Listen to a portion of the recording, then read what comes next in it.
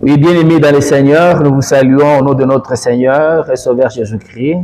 Nous sommes vraiment dans la joie de vous retrouver nombreux en train de suivre ce message si important de la part de notre Dieu.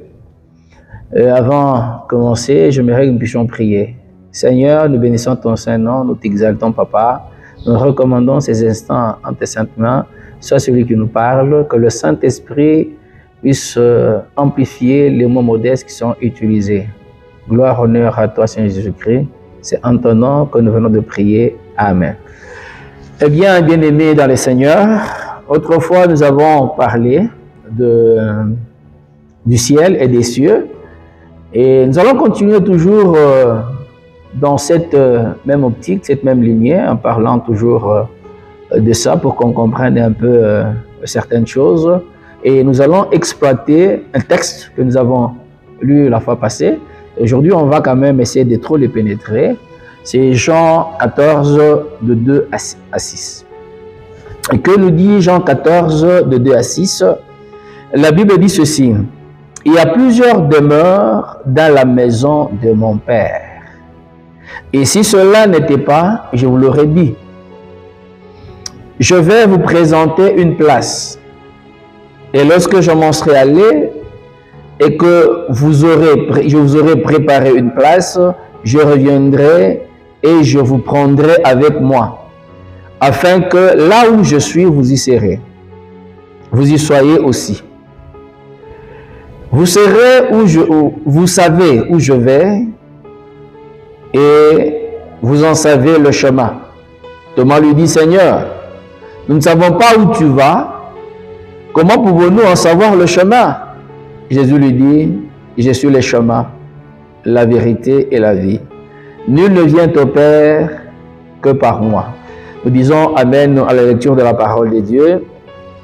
Ici, ce texte, nous voulons, dans un premier temps, évoquer quelque chose.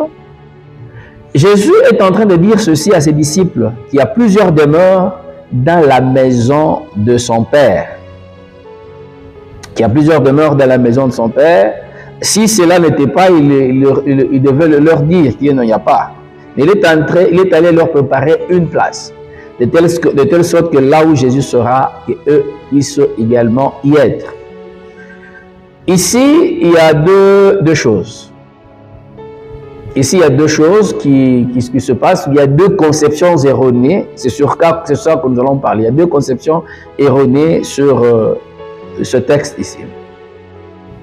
Et à cela, en n'ayant pas le temps de trop pénétrer cette écriture, ils disent que chaque chrétien, chaque racheté de Christ, au ciel aura sa demeure.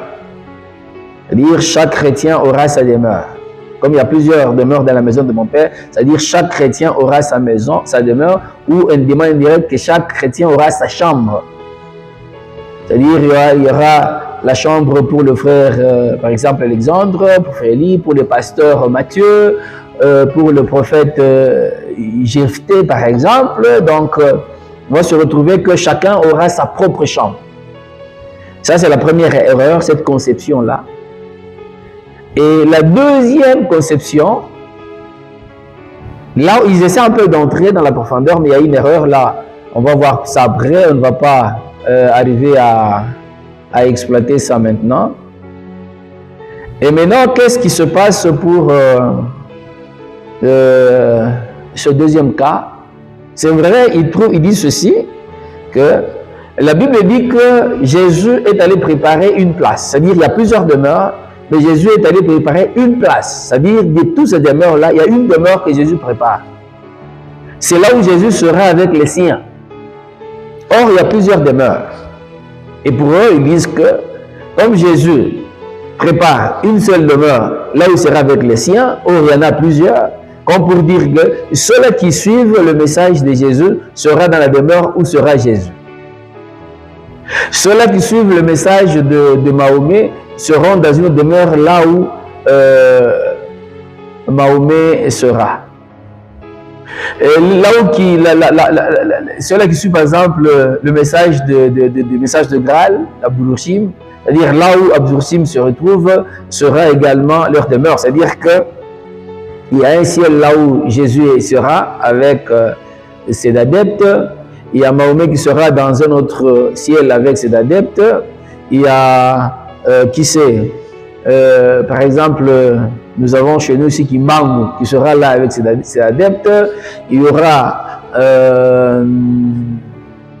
les branamistes, je ne sais pas si je l'ai déjà dit, avec leurs adeptes, donc ainsi de suite, c'est comme ça. Il parle même de l'ancestrolâtrie pour dire qu'il y a ceux-là qui font un culte aux ancêtres, qui croient dans ce message des ancêtres, c'est-à-dire eux aussi, parce que ces ancêtres-là croient en Dieu, le Créateur, c'est-à-dire eux aussi dans cette maison de Père-là, ils ont aussi leur demeure, c'est-à-dire leur ciel à part, là où eux aussi iront, parce que c'est dans une maison qui est le grand ciel, et dans le ciel là, il y a des petits cieux, et chaque ciel, là où on aura, qui transite une demeure, là où on aura un représentant, quelque part. Donc c'est pratiquement ce que les autres disent, qui est aussi une erreur. Voilà pourquoi. Mais aujourd'hui, nous allons parler juste sur le premier point. C'est sur ça que nous allons essayer de parler. Mais après, je pense que prochainement, on parlera sur le deuxième point ou la deuxième erreur. Entamons la première erreur. La première erreur ici, Christ est en train de dire qu'il y a plusieurs demeures dans la maison de mon Père. Si cela n'était pas, je vous l'aurais dit. Je m'en vais vous préparer une place et je reviendrai. Là où je serai, vous serez là où je suis. Amen. Il dit que là où il est, c'est là que les autres seront. Il est allé leur préparer une place. Donc nous comprenons qu'ici Jésus parle à ses disciples pour dire que tous les disciples vont se retrouver dans une même demeure, ensemble avec Jésus. Ce n'est pas que chaque disciple se retrouvera dans sa demeure, non. C'est tous les disciples dans une seule demeure avec Jésus. Ah, c'est ça d'abord, vous voyez? Et bien aimé dans le Seigneur, vous qui êtes en train de nous suivre, je pense que, je ne sais pas si dans cette conception, pour voir que chaque chrétien aura sa demeure à part. Non, non, ce n'est pas ce que dit la Bible. C'est-à-dire que tous les chrétiens se retrouveront dans une même demeure avec Jésus à la tête. C'est ça, d'abord, qui est dit. Voilà, avec cette conception ici, la bonne conception a eu des erreurs. Voilà pourquoi ceux-là qui interprètent Luc 16, là on parle de la parabole du pauvre Lazare, également du riche. Comme le pauvre Lazare était allé dans le sein d'Abraham, et ils interrogent pour dire non, c'est pas possible. Parce qu'Abraham devait avoir sa demeure, le pauvre devait avoir sa demeure. Comment le pauvre s'est retrouvé dans la demeure d'Abraham? Or, dans la maison, il y a plusieurs demeures. Voilà pourquoi il y a même ceux-là qui disent qu'ils se sont retrouvés, le pauvre s'est retrouvé dans la demeure d'Abraham, parce qu'il était pauvre, parce qu'il n'avait pas de maison sur la terre. Il y a ceux-là qui disent que non, non, si quelqu'un, un chrétien, est locataire sur la terre, même au ciel, là, il sera locataire comme le pauvre. Il était pauvre, n'avait pas de maison sur la terre, et il s'est retrouvé locataire là-bas. Il y a des ceux-là qui affirment cela. Amen. Et bien aimé dans le Seigneur, vous voyez comment est-ce que cette mauvaise interprétation nous amène toutes ces choses-là. Nous amène toutes ces choses-là, ça nous amène un peu une mauvaise interprétation de la parole de Dieu. C'est que nous comprenons à partir de ce texte ici, quand vous prenez, il n'y a qu'une seule place que Christ est en train de préparer, une seule demeure, là où Christ sera avec les chrétiens, avec les rachetés. Là, je pense que nous nous mettons d'accord sur ce point-là, et cette erreur de penser que chaque chrétien aura sa demeure, là c'est une mauvaise interprétation ou une mauvaise lecture de ce texte qui est pratiquement trop clair. Et ici, j'aimerais encore parler d'autre chose pour qu'on comprenne. Vous allez voir dans l'Ancienne Alliance, on nous parle de ceux-là qui étaient en train de suivre le message d'Abraham. Ces gens-là sont allés dans le sein d'Abraham. Qui sont allés dans le sein d'Abraham, qui après changera ou va muter dans ce qu'on appelle le paradis. Parce que quand vous avez trouvé l'Ancienne Alliance, dans l'Ancienne Alliance, on ne parle pas de paradis. C'est Christ, quand il est arrivé, il nous a parlé de paradis, mais dans l'autre temps, on parlait du sein d'Abraham. Amen. Ici, j'aimerais que nous puissions comprendre que ce que Jésus est en train de dire, c'est-à-dire que dans l'Ancienne Alliance, ceux-là qui mouraient en respectant les œuvres d'Abraham, en marchant selon Abraham, ce sont ceux-là qui se sont retrouvés dans le sein d'Abraham. Mais ce ne sont pas tous les Juifs. Voilà que Jésus essaie de nous expliquer ceci dans Jean 8. Qu'est-ce que Dieu nous dit dans Jean 8, ou la Bible nous dit dans Jean 8? La Bible nous dit à partir du verset 37. Nous lisons la parole de Dieu, Jean 8, de 37 à 44. La Bible dit ceci: je sais que vous êtes la postérité d'Abraham, mais vous cherchez à me faire mourir, parce que ma parole ne pénètre pas en vous. Je dis ce que j'ai vu chez mon Père, et vous, vous faites ce que vous avez entendu de la part de votre Père. Ils lui répondirent: notre Père, c'est Abraham. Jésus leur dit: si vous étiez enfants d'Abraham, vous feriez les œuvres d'Abraham. Mais maintenant, vous cherchez à me faire mourir. Moi, pour vous qui ai dit la vérité, que j'ai entendu de Dieu, cela Abraham ne l'a point fait. Vous faites les œuvres de votre Père. Ils lui dirent: nous ne sommes pas des enfants illégitimes. Nous avons un seul Père, Dieu. Jésus leur dit: si Dieu était votre Père, vous m'aimeriez, car c'est de Dieu que je suis sorti et que je viens. Je ne suis pas venu de moi-même, mais c'est lui qui m'a envoyé. Pourquoi ne comprenez-vous pas mon langage? Parce que vous ne pouvez pas l'écouter, parce que vous ne pouvez pas écouter ma parole. Vous avez pour père le diable et vous voulez accomplir les désirs de votre père. Il a été meurtrier dès le commencement. Il ne tient pas dans la vérité, parce qu'il n'y a pas de vérité en lui. Lorsqu'il profère le mensonge, il parle de son propre fond, car il est menteur et père de mensonges. Nous disons Amen à la lecture de la parole de Dieu. Ici, nous sommes en train de voir que Jésus est en train de parler des enfants d'Abraham et de la postérité d'Abraham.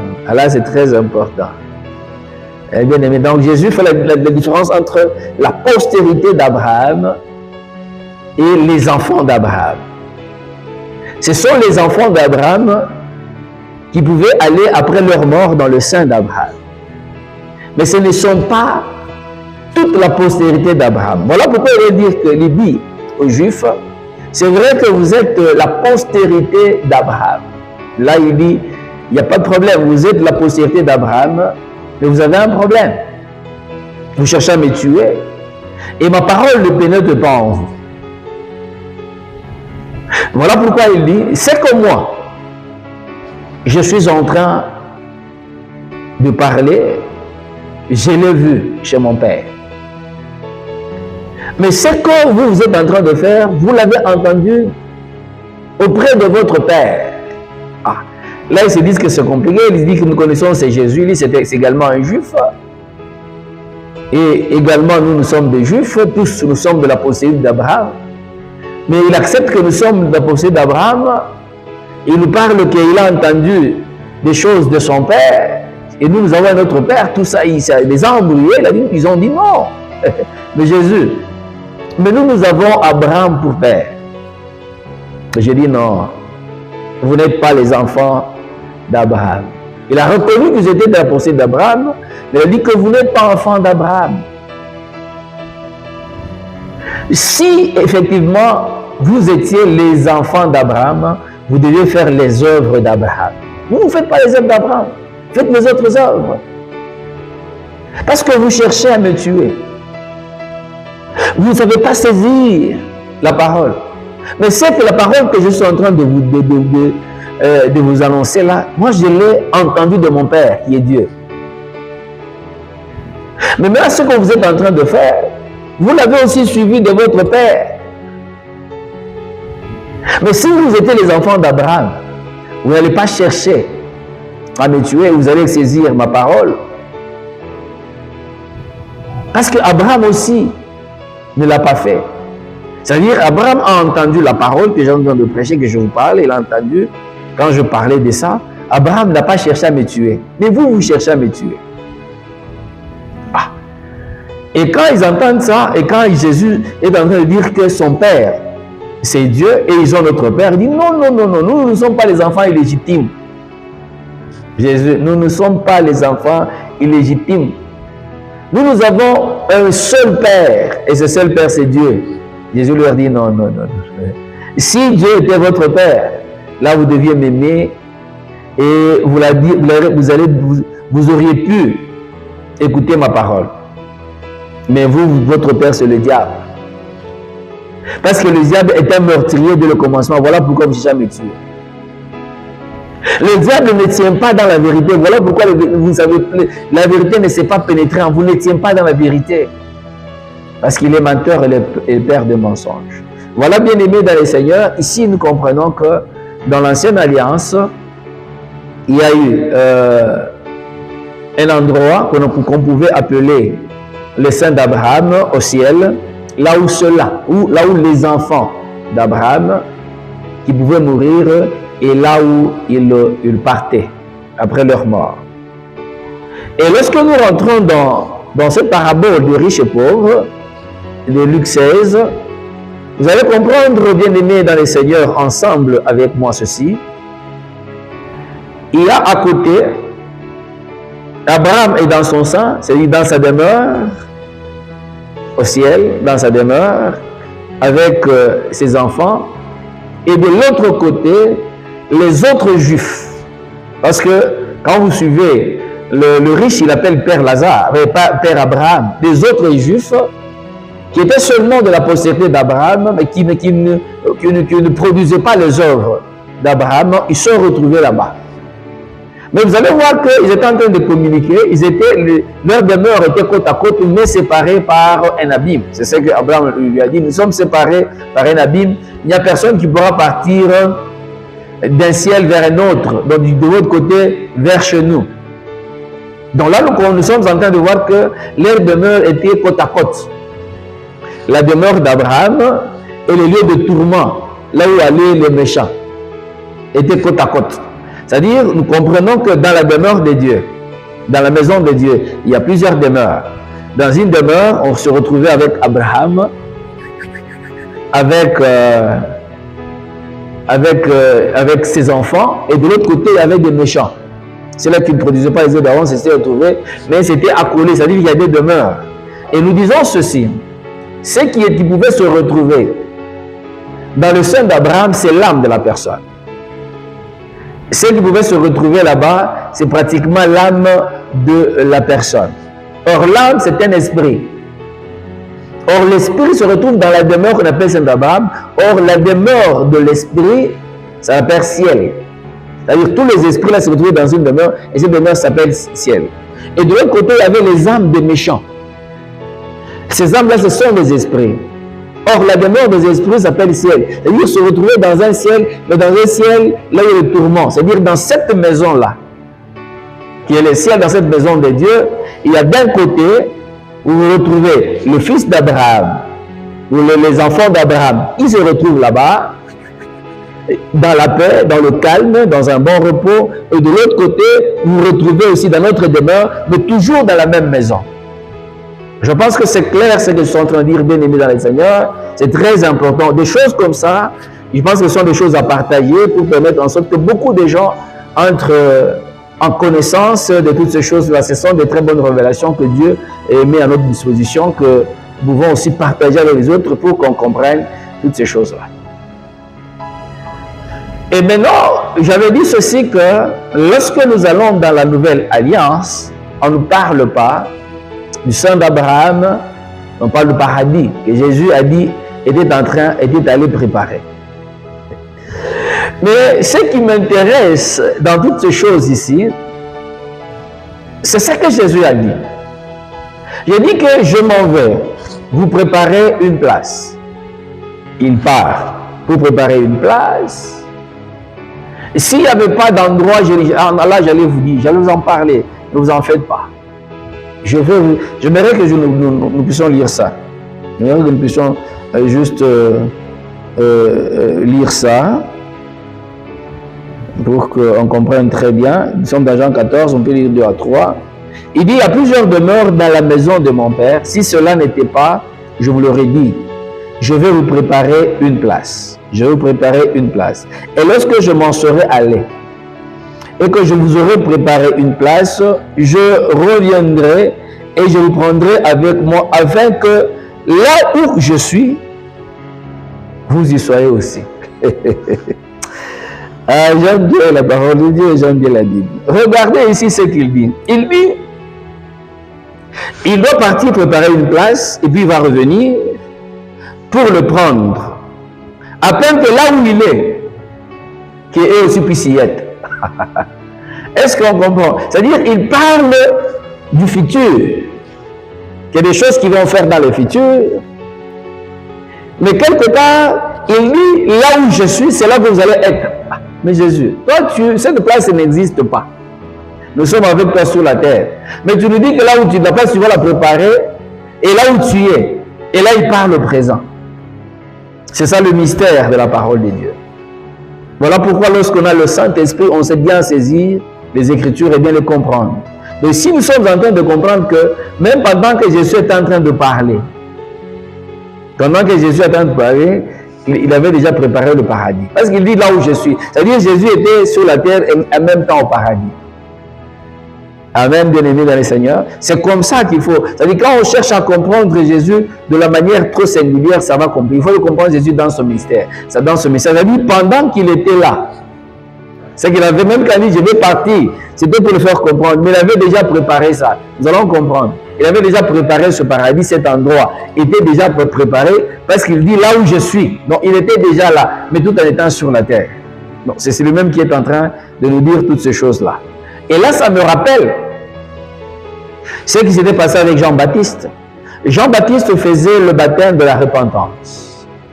Et quand il voit venir Jésus, il dit, voici l'agneau de Dieu qui ôte les péchés du monde. Il ne dit pas, voici l'agneau de Dieu qui ôtera le péché du monde, mais voici l'agneau de Dieu qui ôte. Il parle du présent.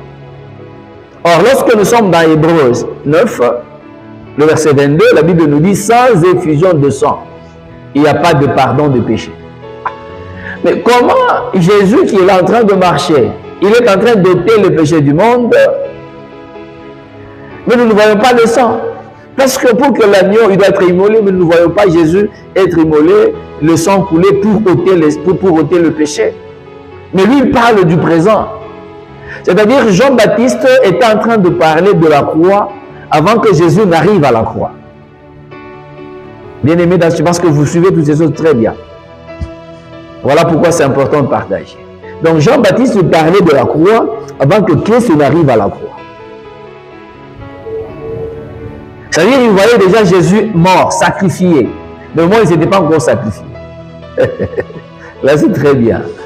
Et ce que nous devons aussi retenir, Jean-Baptiste était en train de leur dire, je fais ici le baptême de la repentance.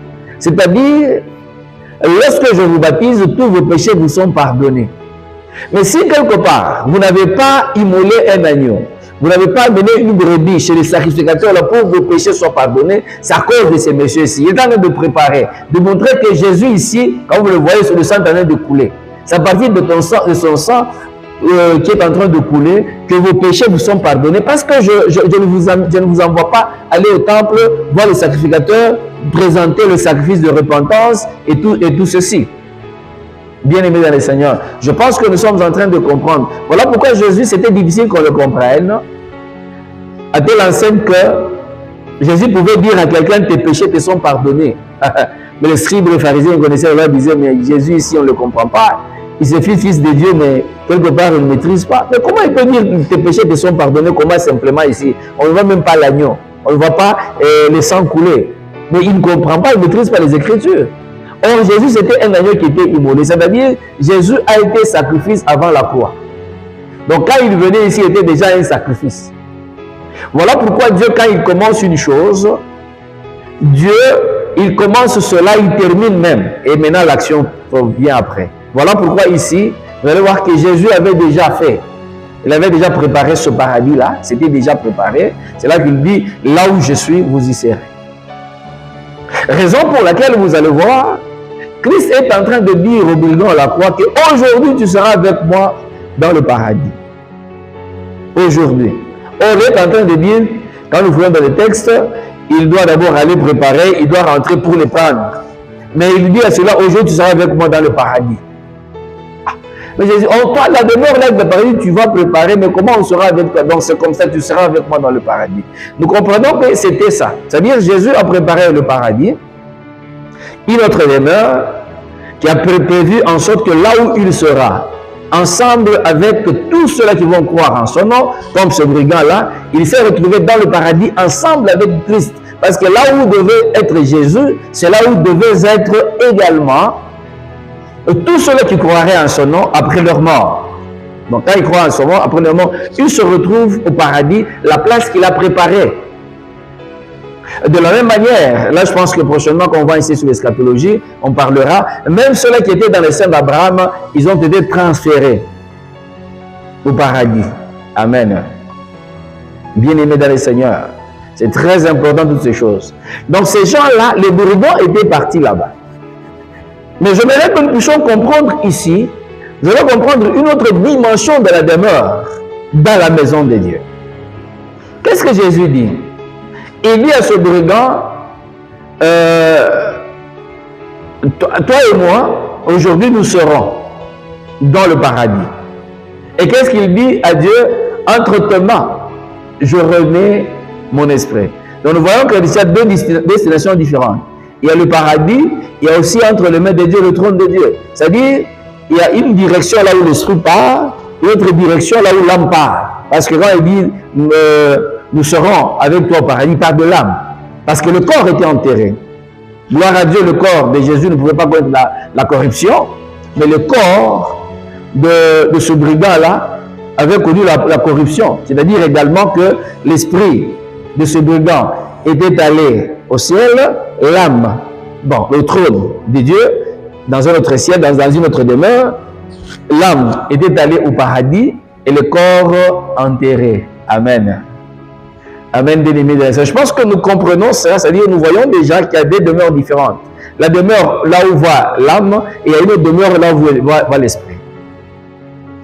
Mais maintenant, qu'est-ce qui se passe lors de l'enlèvement?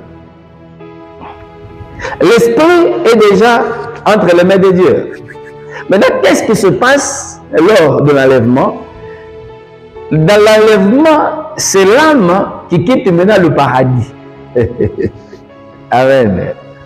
C'est l'âme qui quitte. Voilà pourquoi le paradis et le ciel, hein, ce sont des demeures différentes. Ou le paradis et le trône, parce que c'est toujours les ciels, le paradis qu'on appelle le troisième ciel. C'est-à-dire, et le paradis, et le trône de Dieu. C'est-à-dire, il y a un ciel, comme je l'ai parlé autrefois, c'est-à-dire dans une demeure, dans un autre ciel. C'est-à-dire, l'âme va dans un autre ciel, l'esprit va dans un autre ciel. Maintenant, ce qui nécessite, c'est l'âme qui quitte le paradis maintenant. C'est comme Christ, il a dit, aujourd'hui nous serons avec vous dans le paradis. Quand Christ réussit, c'est-à-dire, il quitte maintenant le paradis.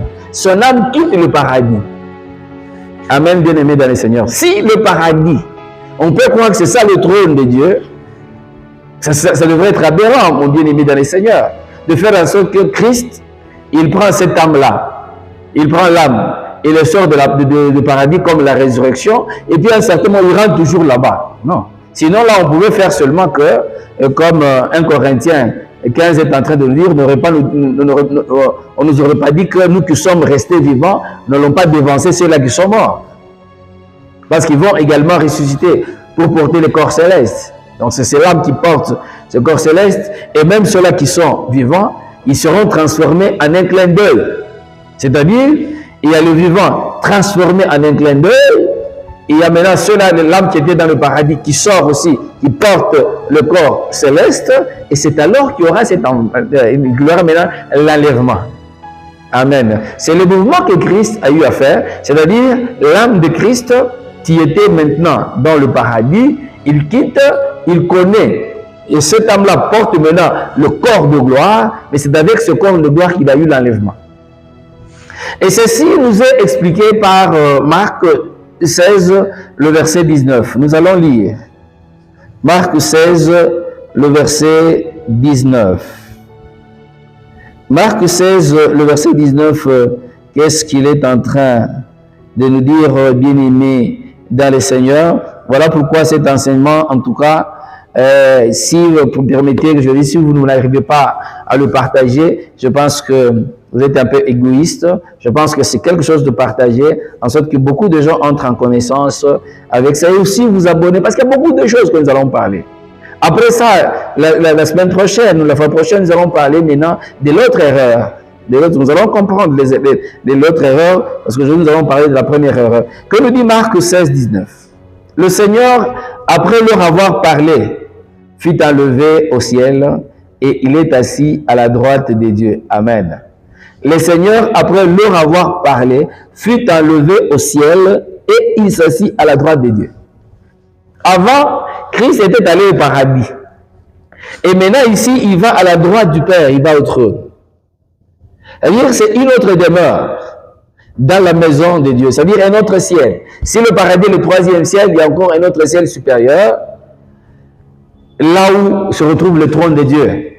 Comme nous l'avons dit, on dit que la volonté se fasse sur la terre comme au ciel, c'est-à-dire là où il y a le trône, c'est-à-dire le ciel supérieur, c'est le ciel qui est supérieur, et c'est ciel supérieur là où il y a le trône de Dieu, et que Christ est en train de nous dire que, le proverbe est en train de nous dire que la terre est son marchepied, également le ciel est son trône. C'est-à-dire, ici maintenant, on va au trône. C'est le mouvement qui va se passer maintenant. C'est-à-dire l'âme qui était dans le paradis. Le paradis, ce n'est pas la destination finale. Le paradis, c'est un lieu transitoire. Ce n'est pas une demeure finale. C'est une demeure transitoire. Voilà pourquoi j'aimerais dire à vous, les bien-aimés qui nous suivez, quand vous allez enterrer une personne, vous dites que il va rester dans sa dernière demeure. Non. Là, il n'y a que le corps qui va pourrir, qui reste là-bas. Non. L'âme, soit l'âme va au paradis, soit l'âme va à l'enfer. Non, il n'y a que les deux là. Il n'y a que les deux possibilités là. Ce n'est pas la dernière demeure. Et c'est juste de lieu aussi transitoire. Parce que je pense que je l'ai déjà dit ici, quand je parlais de... Quand vous pouvez suivre, vous voulez aussi, vous allez suivre là où je parlais de l'alliance avec la mort. Comment est-ce que l'âme est en train de quitter l'enfer?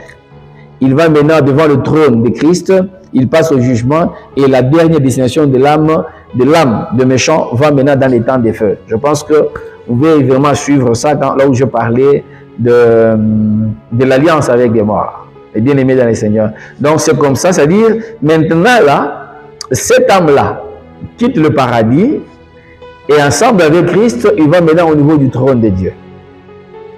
Le mouvement que Christ avait fait. C'est-à-dire quand Christ il descend, c'est-à-dire là, il ne vient pas du paradis. Christ est en train de descendre venant du trône. Parce qu'il est à la droite du Père, il vient et il rentre là-bas. Amen. Voilà pourquoi, bien aimés dans le Seigneur, nous comprenons qu'il n'y a pas qu'un seul ciel, il y en a plusieurs, il y a plusieurs cieux. Voilà pourquoi notre Père qui est aux cieux, mais que sa volonté doit se faire sur la terre comme au ciel. Donc c'est ce que nous sommes en train d'exploiter pour comprendre que lorsqu'on parle de la demeure de Dieu, chaque demeure dans la maison de Dieu, qui est cette maison spirituelle, et dans chaque demeure, il y a des sortes des anges qui habitent là-bas, ce sont des esprits qui habitent là-bas. Il y en a plusieurs. Voilà pourquoi nous comprenons qu'ici, ils sortent du paradis, maintenant ils vont au trône, et qui est également un ciel, comme on a dit, qu'il va au ciel à la droite, c'est-à-dire toujours dans cette même maison. Dans ce grand ciel-là, il y a également des cieux. Mais dans ces grands ciels-là, il y a des cieux, dans ces grands ciels, mais il y a un ciel supérieur, là il y a le trône de Dieu. Bien aimés dans le Seigneur, pour aujourd'hui, nous nous arrêtons là, et prochainement nous allons parler sur la deuxième erreur. La deuxième erreur, je pense que je l'ai déjà énoncée, de voir que les autres trouvent que chaque maître spirituel, Jean prophète, aura également ses adeptes dans une demeure spéciale, dans un ciel spécial. Voilà pourquoi on doit laisser chacun suivre sa voie, son prophète, parce que tous reconnaître Dieu comme créateur, ils le reconnaissent comme ça, et il n'y a pas question qu'on puisse s'entretuer sur ce point-là. Bien-aimés dans le Seigneur, je pense qu'il y a beaucoup d'endroits où vous pouvez dire Amen. C'est mieux aussi de prier sur j'aime, c'est une bonne manière. Si vous ne vous êtes pas abonné, abonnez-vous. Sur cette chaîne, il y a beaucoup de choses que nous allons également partager, de sorte que quand on partage, vous soyez au parfum directement. C'est-à-dire si, pendant que vous nous suivez, si s'abonner apparaît quelque part, comprenez que vous n'êtes pas encore abonné, abonnez-vous, il y a une cloche qui va apparaître, même la cloche, de cette manière que quand ça passe là déjà, il y a une cloche qui sonne pour dire non, le docteur a publié également des très bonnes choses, parce qu'il y a des bonnes choses que nous aurons à partager pour faire en sorte que le peuple de Dieu, le corps du Christ, soit suffisamment éclairé. Que Dieu vous bénisse et à la prochaine. Nous saluons également le frère Junior Kassatou qui ne cesse de rendre un travail très important derrière nos caméras. Que Dieu le bénisse davantage. Ciao.